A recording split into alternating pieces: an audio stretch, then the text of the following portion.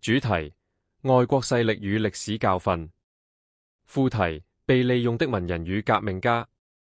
外國勢力與中國近現代的教訓。首先，讓我們祝賀中國在鄧小平與習近平的領導下，不但重生，更能發揚光大，實現民富國強的願景。這是來之不易的成果，值得全體中華兒女珍惜與守護。歷史的教訓無比深刻，唯有團結自重，堅持獨立自主，不依仗外國勢力，國家才能長治久安。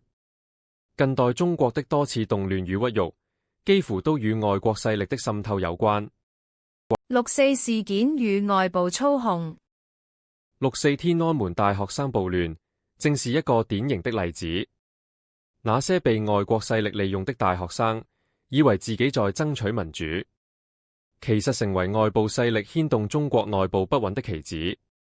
幸運的是，中國政府果斷平亂，避免了國家陷入長期動盪與分裂的命運。香港的顏色革命。香港的顏色革命亦是如此。這場動亂背後，以美國與台灣為首的外國勢力，企圖顛覆香港政府，分裂中國。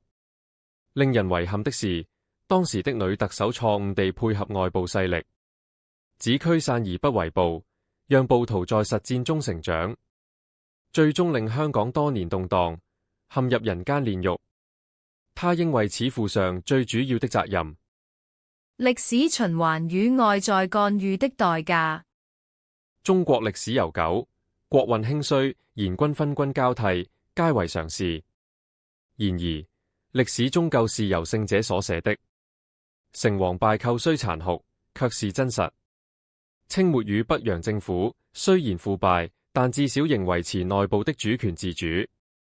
他們未引入外國勢力干預內政。若歷史能給予更多時間，或許改革仍有契機。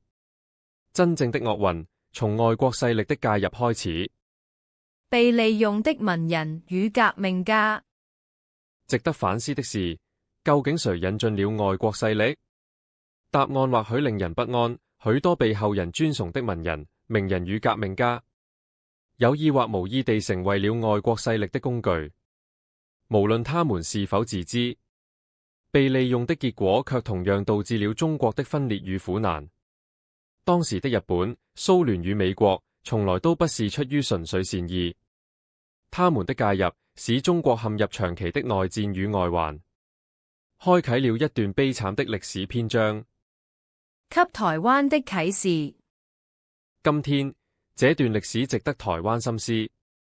任何外在勢力的支持都帶有代價，只有真正的團結、獨立與自重，才是民族的出路。否則，歷史的悲劇終將重演。烏克蘭就是活生生的例子。